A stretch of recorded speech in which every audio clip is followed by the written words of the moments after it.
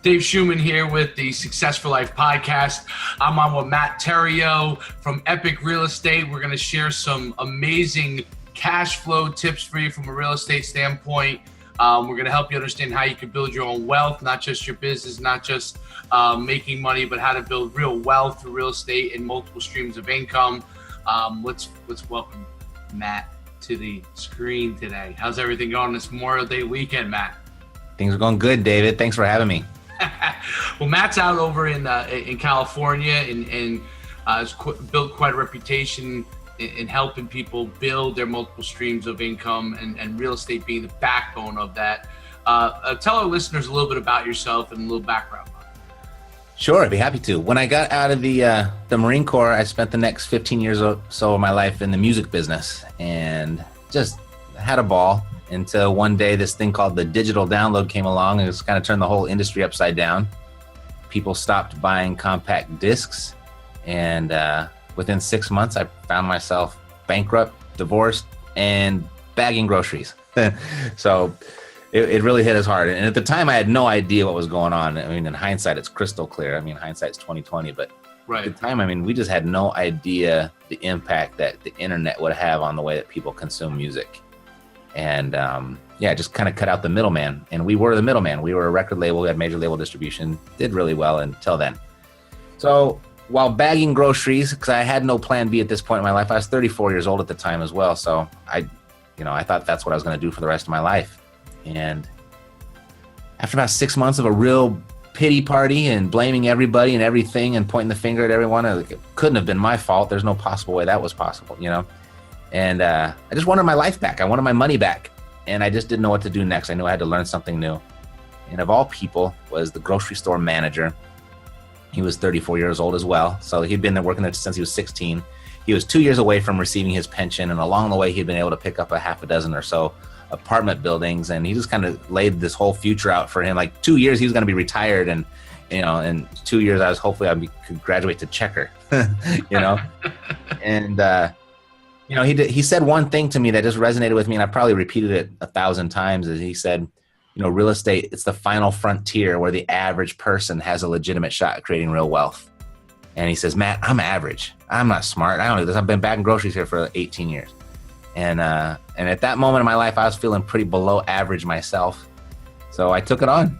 And thank God I did, because it's almost eclipsed what the music business had done for me. So I find it interesting. So you had a lot of success. You came out. Were you in Persian Gulf War at all? Or I was active during that time, but I did not have to go. Yeah. Okay. And so when you go and you come from that transition, you create success in the business. Obviously, there's certain things that you were able to do to create success there in that label. Did you find that once you started to create that success, that as it was your first time out on your own, creating your own success, maybe in your first business, that you had blinders on that success might just go on and on and on? Yeah, I'd definitely say that was it. I think I was also, I don't know, I think lucky is too strong of a word. I was fortunate enough that I was good at something that the marketplace was willing to pay for. And it was something I really enjoyed doing. So there wasn't like a daily discipline to get up and, go through affirmations and create a to-do list and then, buckle down and be really disciplined and consistent with it. And it just all came naturally for me. So I don't know if I was necessarily a businessman. I just fell into a business or a trade, I guess, that people were willing to pay me for. That's interesting. And then now when you come, you pick yourself up, you go into real estate. How do you go and what did this fellow bag checker teach you that you said, hey, you didn't have any money probably at the time, right, to really put into real estate? How do you go and do your first real estate opportunity, take advantage, find it? So the logical place for me to go start was not to continue bag groceries and invest on the side. I went out and I said, I can't do this anymore. And I went out, what I thought was the right thing to do is to get a real estate license. And I ended up being a real estate agent. And I did that for about 4 years till it kind of hit me that, if this is the final frontier for all that money, where all that wealth is, I think I'm sitting on the wrong side of the desk. Right. And because I'd had some clients that had done very well for themselves, I was like, I want to be doing what they're doing, right? And so I made this transition from agent to investor. I had a little bit of money, but not enough to buy a house. I was still carrying around that bankruptcy with me, so I couldn't get conventional financing. But I did. I found a really cool educational program. I made a large investment in that, and they had this one class called Creative Acquisition Strategies. And I don't know, at that moment in my life, that really resonated with me because I didn't really have any other options but to get creative. So that's how it started. And long story short, just keep it really compact and simple. I just learned how to get the sellers to finance my deals for me. That's a simple explanation for something that most people have absolutely no idea. Right. I felt myself going down a path that might be too complicated or too much detail. I said, let me just make it ultra simple and see where we go with this. Well, that's what we love on here, getting into like the weeds a little bit and getting to understand not just the basics, but how people can go about doing it. So seller financing, which I would guess that any person that wants to get into real estate and doesn't have a lot of money would say, wow, that's an amazing way to get into it. How the heck do I get someone that I'm buying from to go ahead and then finance it? What does the demographic of that individual look like? Right. What company, if you're buying commercial, right? What does the demographic of that look like? Sure. Well, it's with single family houses, dealing directly with the owner. But 95% of all the transactions that happen in real estate each and every year will not do this for you. They will not entertain this idea. So you're looking for the 5% of those people that we call, I don't know, quote unquote, in a nice way, motivated sellers. But what has them motivated is some form of distress going on in their world, whether it's financial distress, personal distress, or the property itself is distressed. So that's the demographic. That's who you start with, because in most cases, it's not gonna happen for you and everywhere else. So that's the person you're looking for. And then to actually make it happen, rather than presenting them with a traditional offer that you would if you were out to buy your primary residence, you go through a series of questions, a process of building rapport, and you just kind of ask them, okay, so you got this issue going on in your world, and how much money do you need right now? And how long are you willing to wait for the rest? So that's kind of how the basic structure of that conversation goes. Interesting. And then from a buyer standpoint, so you're looking around for properties. Are those the properties that say for sale by owner, not using the real estate? Are those properties in particular ones that you would look for in general from that standpoint? Is that a healthy place to start for those kind of properties? Probably not. Those can be. I mean, the reason they're selling by owner, there's a reason there. Either they can't afford a real estate agent or they don't like real estate agents. And both of those scenarios don't always lend themselves to deep discounts. Where you go for the discounts and the creative acquisitions is you got to find them before they even raise their hand and say, I'm for sale. So it's a lot of marketing, direct marketing to sellers that have something in there, I don't know, something that's attached to them that's a sign of distress. You can go through bankruptcy records and find people that own property. That could be a list, or people that are going through divorce, or you can go through the city or the county and pull every house that has a tax lien on it, or every house that has a code violation on it. So those are all symptoms of distress, and you start there. And the old-fashioned way was either door knocking, cold calling, or direct mail. Today it's gotten a little more sophisticated because of the internet, and with just a place like Facebook alone, they've got so much data on people. That's a good place to look for these types of people as well. Right, so you can really target them through Facebook ads and some version of that can go and really get them to respond to you. I guess you don't have to as much to put the like the signs out there, we buy houses, because you could actually target the exact demographic you want nowadays with Facebook ads. Is that something that you're seeing in your side of the business that's really been a helpful transition? Yeah, definitely. And we still do the signs like that. That hasn't gone away because they still work, is why you continue to see them everywhere. If you're in a normal state of mind, you're like, why is all this trash out there? And why do the people keep doing this? It's because they work, right? But yeah, to build this type of lead generation machine that we do for our business, it's, you need a few lines in the water. So Facebook is one, your bandit signs are one, direct mail is one, Google pay-per-click is another. And you can find these. I mean, you don't have to buy lists, you can, but you can find these readily available if you go to tax records and, yep. I guess you can go and look up who's recently getting divorced. I mean, you can look up legal roles and start to gather that kind of information. And essentially, you're providing a service for those people. You're getting them out of a situation that they want to get into. And is that how you would pitch that almost to them? Yeah, it's funny that you just brought that up because I haven't thought about this in a while. But, sometimes real estate investors like myself, we get criticized for almost falling into a category of being ambulance chasers.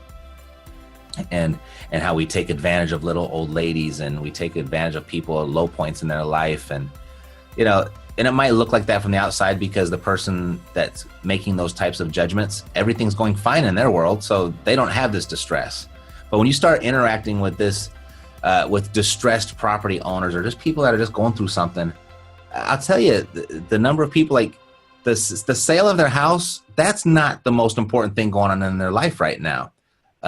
It's not, they don't hold it as high regard as the person, the normal everyday person that's not experiencing that type of stress.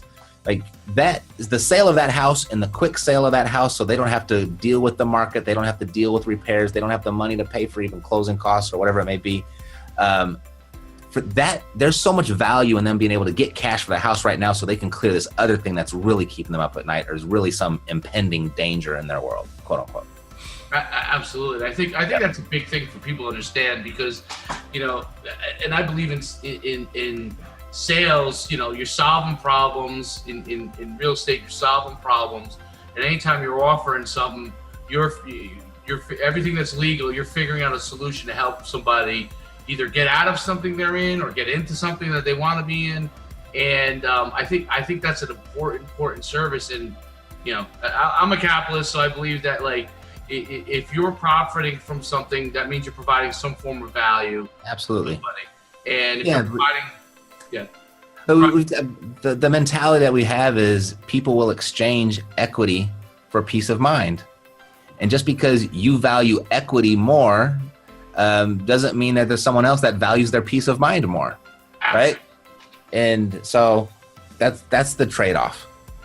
Absolutely. Equity for peace of mind. I actually am writing that down because that's a great one. I think that is an incredibly important thing. And I grew up with divorced parents, and I remember what an albatross that house was for a long time on my father, who was paying his own rent and also paying for the house, and had no ability to get out of that, because of the courts. And I remember the day that they sold that house, for both of them, my mother was able to go off and move. What I was going to say was, what I wanted to get into, which I think is really interesting. So once you choose your properties, you start to put together a deal.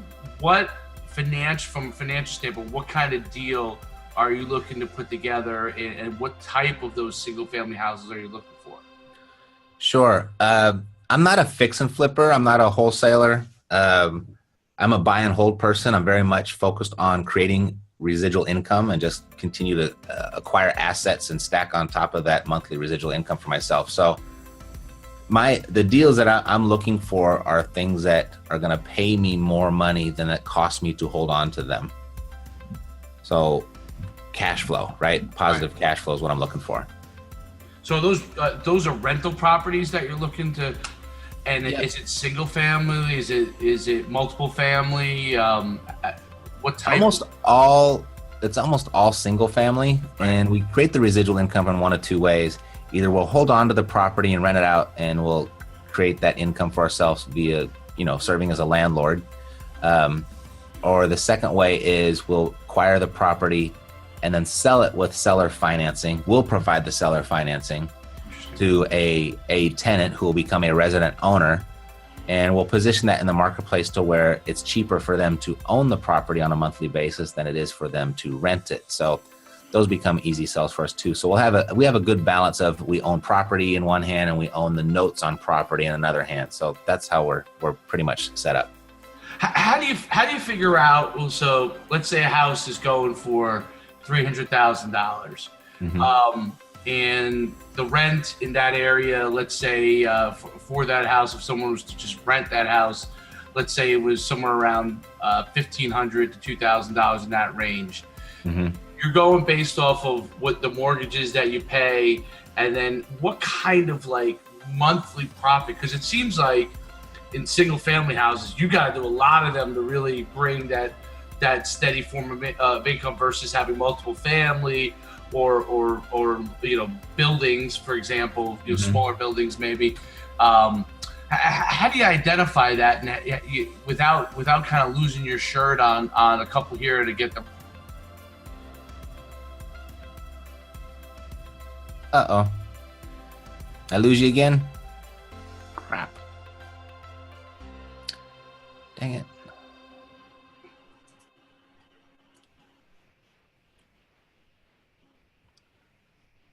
Looks like I lost you again.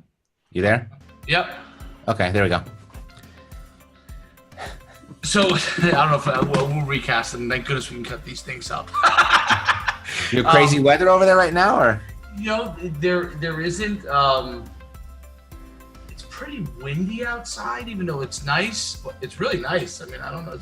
It's windy. Right. I don't know. I went and checked to see if it's my connection. Everything is like working, but it could be because they're doing some construction now next door. They're not doing it right now, so I'm not sure.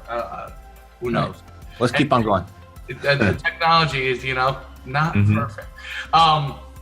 So I think that I guess I'm going in. I want to buy a property, right? I have I discover a seller finance property.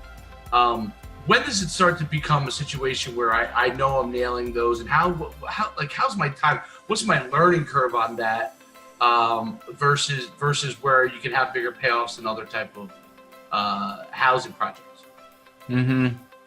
So the specific question is, what's the learning curve starting from scratch?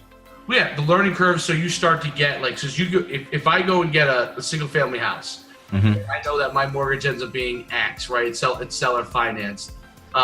In order for me to start turning profits on that property, I've got to really know what that spread is, right? And so with multiple family, I'm not looking for a situation where, if I have one family in there and I'm at a 80% occupancy rate, someone disappears for a couple months, I'm good. But in a single family, if I do that, I go and rent that property back out to make that multiple stream of income, and it sits idle, I end up breaking even. How does someone go about figuring that out in the right way in the single family market, which could definitely be a lot tougher? Now you lose more in multiple unit properties if you pick the wrong place, but you obviously also have more of a gain. What's the theory in going with single family versus like multiple units? Right. Yeah, there's pros and cons to both, right? And I think a good real estate portfolio should probably have a little bit of both. And so the pros of a multi-family property is, one, you're right, you've got your risk spread out amongst multiple units. Second, you've got your maintenance spread out amongst multiple units, right? So for example, you have a water main break in your single family and a water main break in your multifamily. They basically cost the same amount to fix those water mains, right? Right. So maintenance is where you're really protected as well. With maintenance and vacancy, you're really protected with the multifamily. The third part about multifamily that's really good is you can force the appreciation by increasing the revenue the property brings in and decreasing the expenses it takes to run it.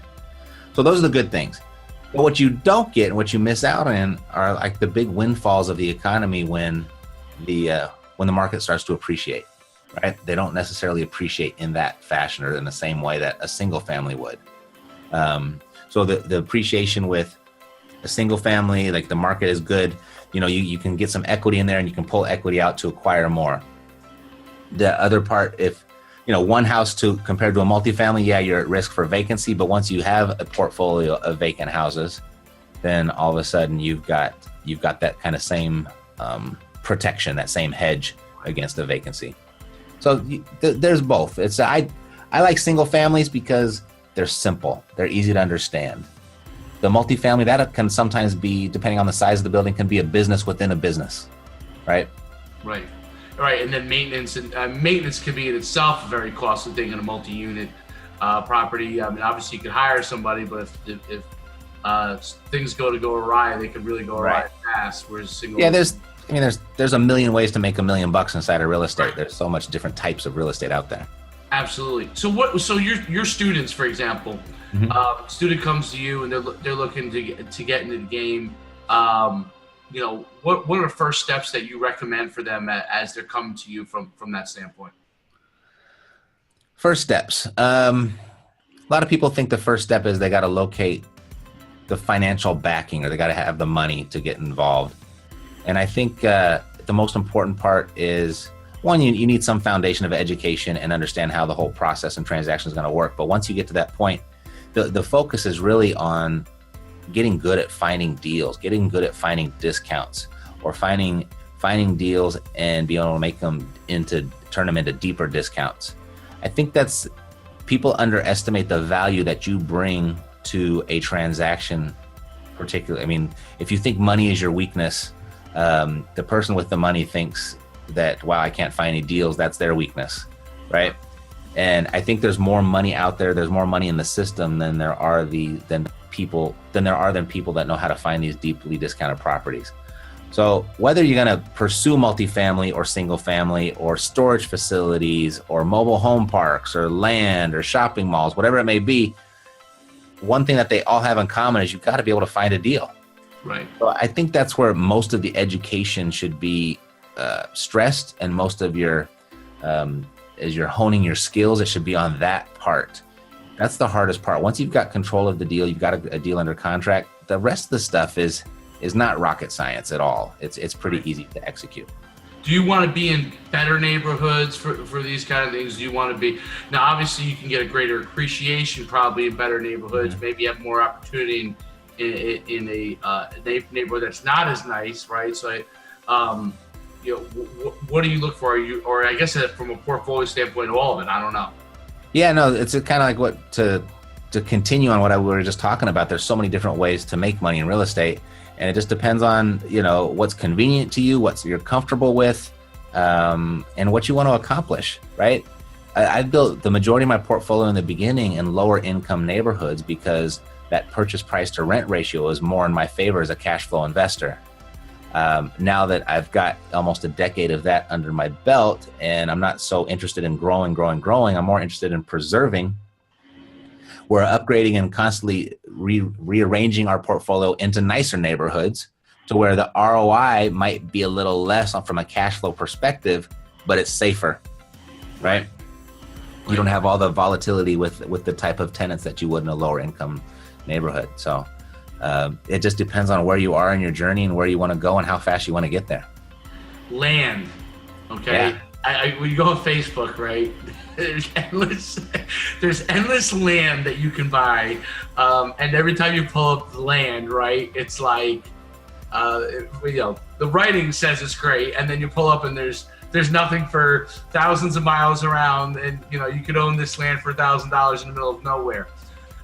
When someone approaches land, is where that land is.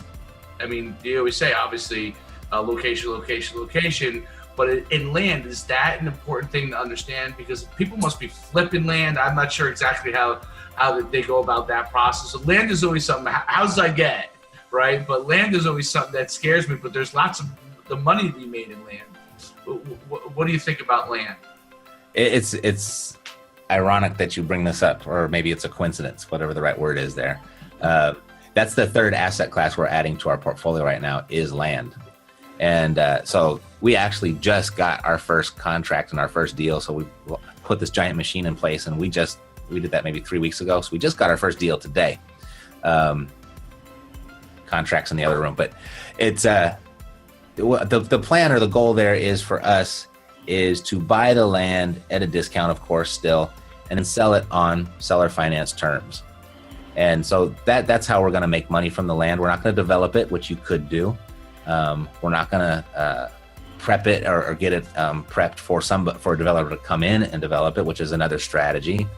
Or some people just want to buy and hold on to it because they're land collectors and they know it's going to be worth more someday. It's another way. But we're choosing to sell it via seller financing.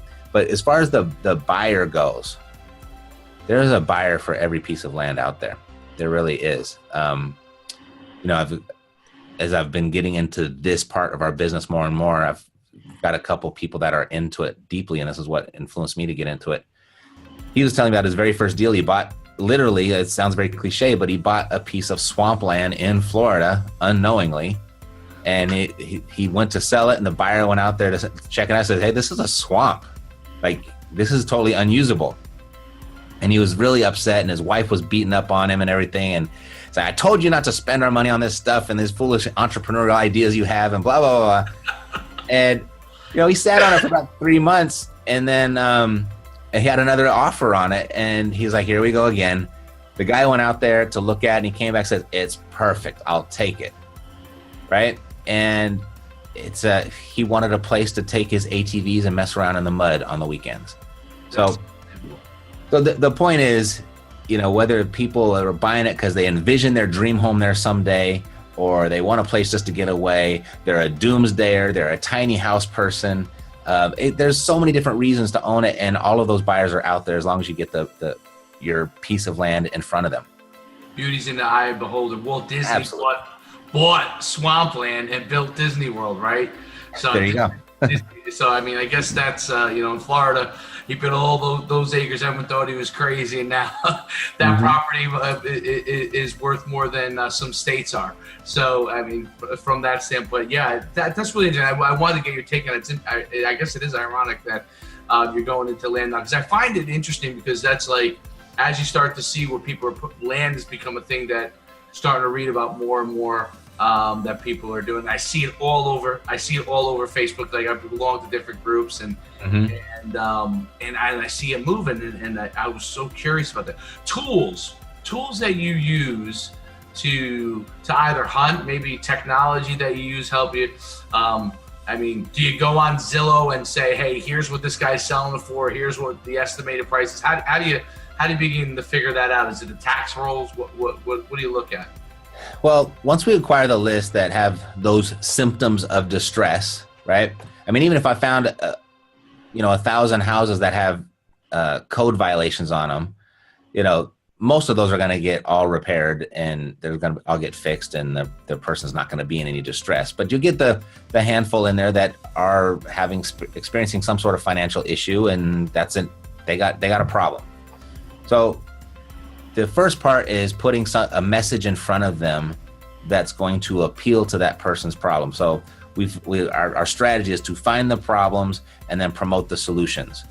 And when you're promoting that solution, you've got to put something in place that allows you to capture that person's information. So that's the first tool that we use as far as technology. And that comes typically in the form of a website where they're opting in to get an offer or get something free that's going to help them out of their situation. Or it's a phone number, a call capture phone number system. So those are two tools that we use when we're promoting our solutions to these people with these problems. So that's the first part. Now the follow-up, which is really ingenious. So the technology that we do is if they opt in on the website, they get put into an autoresponder that sends them text messages, and it sends them voice broadcasts. It continues to send them direct mail, and that thing just gets automated. And sometimes they're not ready to sell right now, but they are 6 months from now, and that's still working on them. So that's worked really well. The other piece of technology that's worked really well for us, and I don't know why this works better than us manually calling people ourselves, but it just does, is a company that we use called Sly Broadcast. Have you heard of that? No. What it is once we've sent out we sent out a postcard. Here's kind of the typical scenario. We sent out a postcard with a phone number. People call the phone number to listen to a 24-hour recorded message. And some will leave a message, some won't. But our whole point is to capture that phone number. So once we've captured that phone number, we've got this giant database of phone numbers. We can download that into this service called Slide Broadcast. Now you can record a voice message and you can broadcast it out to all of those numbers. And we've all probably received those marketing messages where you have this recorded voice, right? This is not that. What this is it bypasses their ringer and goes straight to their voicemail. And it's almost 100% open rate from people. When you have a voicemail on your phone, you're like, well, who called me? I didn't hear it ring. Let's see what they said. And that gets an amazing amount of response back for us. So that's one of the tools and the technology that we leverage quite a bit. I'll tell you what's really interesting. Just yesterday, the podcast hasn't come out yet, but I interviewed one of the top car dealership owners, and he has a software that he uses that does that same kind of thing that he developed. He does that same exact thing, and he told me it was like a 98% open rate for them. And it was a different technology that he had developed originally for them that they now market specifically for the auto industry. But he said the same exact thing that you just said now, which is amazing. Two different industries, right? Similar tool set, getting similar results. That's really interesting. And honestly, I hadn't heard. I mean, I knew about that the technology, but I hadn't heard people that utilized it on that kind of scale. What I talked about, and I think you find this interesting, because the internet is become such a dominant thing, and there's so much information out there, an overload of information, the ability to connect with people one-on-one again and be able to create that one-on-one connection becomes even more valuable than how do you do that on a mass scale standpoint, which is what you're doing. Mm-hmm. I think that's become more involved because, you go back 5 or 6 years, like guys like Gary Vee and other guys, social media. And yes, you're doing, I mean, you have to do those things now. Those are just kind of part of your tool set. Mm-hmm. But as far as getting to close deals and getting people that you can get deals, you need that more of that direct connection. And what had gone away for about 5 or 6 years, maybe late 2000s to early 2012, 13, 14, maybe even 15, is now I think coming back in vogue. That sales, getting in there and either calling if you can, if you have that kind of a sales force. But if you don't have that level of a sales force, to be able to, like what you're doing, broadcast out there and really make those connections. I think it's really interesting, and I think you're definitely in the forefront from that standpoint. I have to say, when I hear something like that 2 times in a row, it definitely provides validation. And it's funny, something that I didn't, just like you kind of brought it up, I just kind of asked about tools, and it was the first thing that came off his mind as well. So I find that really, really interesting. I want to kind of wrap it up. Where can people find you? Do you take people that can come and work with you and invest in some of the things that you do? I know, like, I don't know if you're familiar with Grant Cardone, but like he has people that he takes money from to be able to go and put money into his investments. Where can people reach out to you if they want to work with you, if they want you to buy their homes? How can they find you? Sure. So yeah, if you're listening to us right now, they obviously know how to find a podcast. So we have our own podcast, Epic Real Estate Investing. Okay. And then we just launched a new pilot case study program, to where we're setting out to create a bunch of rock star badass case studies. And so it's a course that we put up online. It's called freerealestateinvestingcourse.com. freerealestateinvestingcourse.com. It's how to get your first or your next deal done with little to no money. And it's actually better than free. We're because it's the pilot program, we're actually paying people to complete the course. And one, we want to show you how to do this. And second, you're going to make us look good when you complete it. So we've put that out there. And so that's out there right now. So those are 2 ways. That's really cool. And I tell you, when you cover real estate, it's like you said, there's so many different opportunities. I guess I might know what the answer is. Your answer is going to be, but I'll let you tell it. If someone's thinking about going into real estate, what is the very next step that they should take from thinking about it to going and doing it? a lot of people say take action, but you can take action and take the wrong action, right? I would say look within your network, look within your circle, and maybe it's 1 degree of separation or so, but find someone who's actually winning at it, right? Find someone who's succeeding at it, and see how you can connect with that person, see how you can perform or provide some sort of value for that person or to that person. And I think there's a lot of options out there for mentors and coaches, and I would look really at the evidence first before picking a coach. Like, who's leading the life that you want to live, who's being successful in what you want to succeed in, and start there and ask them for advice. So there's probably someone really close to you, and that'd probably be easier and a more trustworthy source of information for you right there. But and then get a basic foundation of education, right? Find out what they did and how are you going to be able to learn that. They might not be the one to teach you, but they might be able to point you in the right direction. And then, so that would be the first 2 things I would say. And third, I think this is really key, is go online. And we were just talking about this, how, all this multimedia or social media, you can meet in big groups of people. There's a great website called meetup.com. So where you do meet online, but you meet online for the purpose of meeting offline, right? So go find a community there that is interested in what you're interested in. And I guess we're talking about real estate investing. There's many of them on there.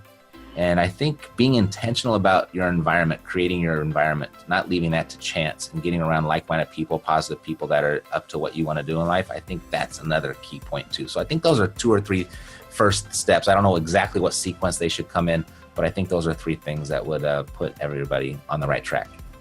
I'll absolutely leave it on that. That was fantastic. People understanding that you can't accomplish things if you don't have enough people in your corner. People say all the time, I could do it in spite of what people's belief is, but you do need some people in your corner, and having people around you that at the end of the day give you some vibes that you're in the right direction there's no doubt about it. Helps you continue to succeed, because as an entrepreneur, as you know, you go through highs and lows, and it's when the lows hit that people that don't have somebody to say, hey, pick yourself up. That's an important thing, because sometimes you do need that all you need is 1 or 2 words. You say, okay, I'm gonna get through today, I'll figure it out tomorrow. And David, I know you're trying to wrap this up, and let me just add this about that environment, about being intentional about creating your network and who you hang out with. Everything you said is 100% true. And what I've noticed, like, if you look back in high school and you think about the concept of peer pressure, where it forces you to do things that you might not have otherwise done, and typically in high school that peer pressure has a negative connotation attached to it. You become part of the smoking crowd or the graffiti crowd, or whatever, the drinking crowd, whatever peer pressure has you do. I think you can leverage that to the bright side of things once you get older. If you start hanging around people that are successful, there's a pressure there that exists within that community for you to start doing what you need to do yourself, right? And I think that success rubs off. I think when you can see people succeeding, just witnessing evidence that what you're up to works, that does an amazing amount for your confidence. And then additionally, you learn shortcuts, you learn tips, you learn tricks, you create these relationships where you get access to resources that you might not have otherwise as well. So there's a lot of intangible things, like in the form of support, but then there's a lot of tangible things and like the resources and the advice as well. So many different reasons to be intentional about creating your environment. Positive peer pressure is the best pressure you can ever get. You're holding everybody accountable. Matt, thanks so much. I really appreciate it. I can't tell you the insight, like our listeners, as this podcast is, I'll tell you something funny. The podcast, a little while ago, we reached out to a group and said, hey, how can we, I restarted the podcast back up. It was wildly popular about a year or so ago, and then I kind of took some time off and started it up, and I reached out to somebody and said, hey, can you help me grow the viewership on the podcast?